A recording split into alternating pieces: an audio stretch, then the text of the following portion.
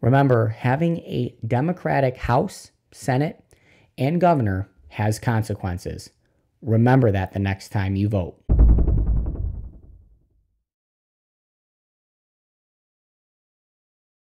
Hello, everyone. My name is Joseph Radzwin IV, your trusted attorney with Radzwin Law PLLC. And today we are looking at some of the new gun control legislation that is now passed here in the state of Michigan and that has taken effect as of February 13th, 2024. We're going to give a brief overview of the three big areas of the new laws that are in effect.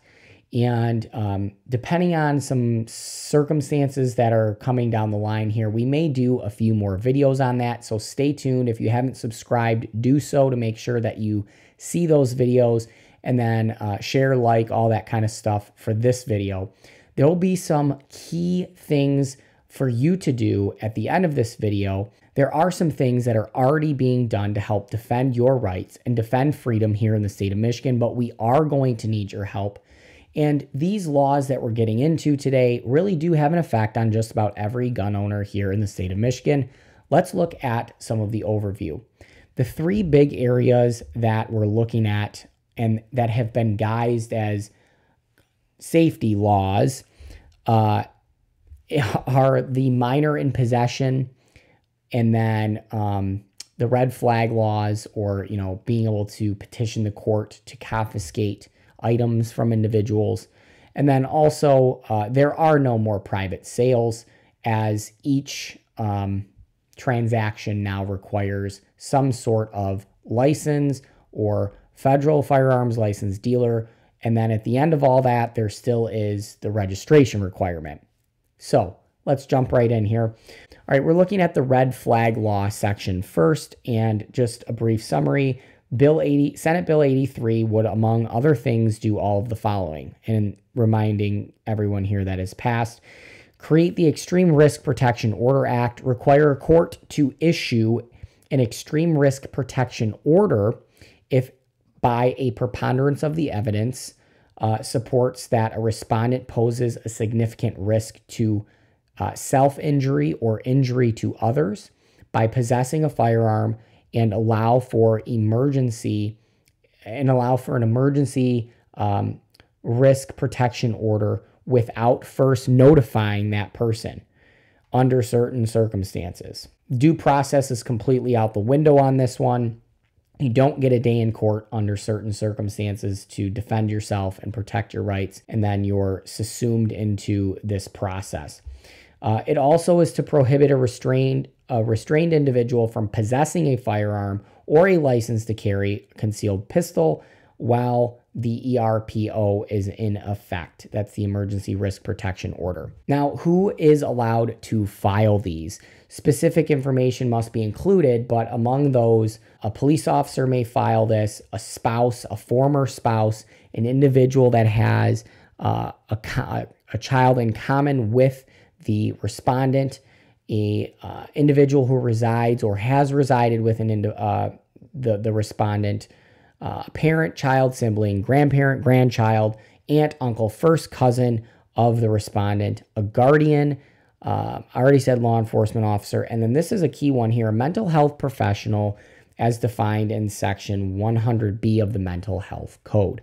So these are the individuals that can start the petition process, and there are a whole host of other things here that this bill has included, now codified in law. Let's move on to the next one. We're going to look at Senate Bill 79. Senate Bill 79 is the safe storage requirements.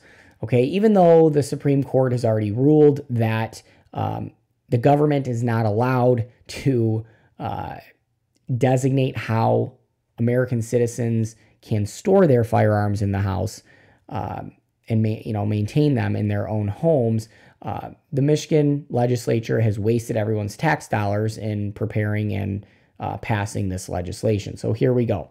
We're in Senate Bill 79, and it looks like that the main point of this is you have to store your firearm in a specific manner in a locked box or in a container, keeping the firearm unloaded in the lock and the locking the firearm with a device that is properly engaged to render the firearm inoperable by anyone other than the owner or authorized user. Now, the point of this is to keep minors or minor children or unauthorized users from gaining access to one's collection. The penalties for this, way at the bottom here, essentially, if a minor obtains a device without permission from the parent and uses it in a manner that is already illegal and unlawful, the parent now can be facing charges.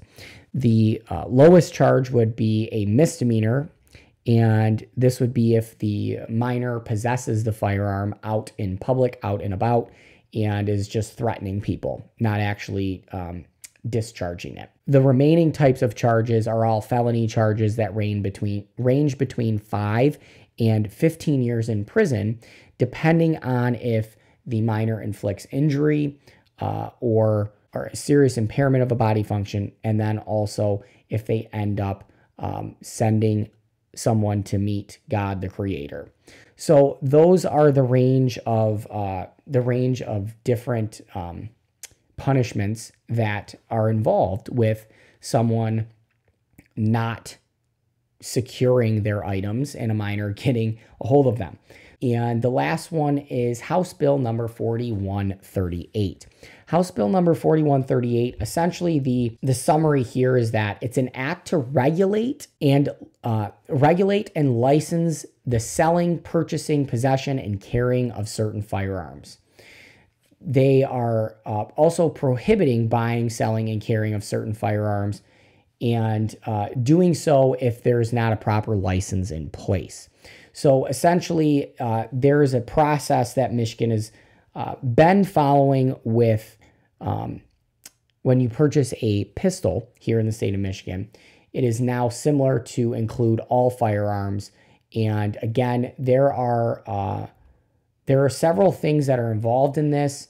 There are certain exceptions, but essentially the main point of this is that if an individual is going to sell a long gun to a family member or a friend, there now has to be a federal firearms licensed dealer that runs a background check. Or if one of those certain exceptions apply to that person, they still have to fill out what the state is calling a registration form.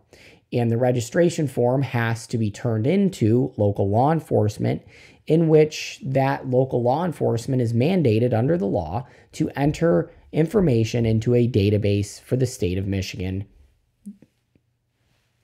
There you go. All right, so now that you have all that information and you know generally what's going on, what can you do to stand up for your rights and defend freedom? I'm going to ask you to do something I normally don't ask you to do, and that is to go and make a donation to one of the 3 following organizations: Michigan Open Carry, Michigan Gun Owners, or Michigan Coalition for Responsible Gun Owners. I'm not affiliated with these groups. I don't receive any compensation from them, but I know that when I meet with their attorneys on a weekly basis and we strategize what we are going to do, what type of lawsuit we need to file, all of that kind of stuff, these organizations are helping to flip the bill on this litigation, to pay for court filing costs and all of the expense that goes with this. So head on over to one of those organizations, and you're going to want to look for there are usually 2 different types of donations you can make, either into the general fund or the defense fund or the litigation fund. That's what you're going to want to look for, depending on which site you're on. Again, I'll leave links somewhere below for you guys to use. And that's all I got for you today. Remember, freedom is not free. It costs time and money to defend, and we're here to do that. So thanks for watching. Head on over, make a donation today.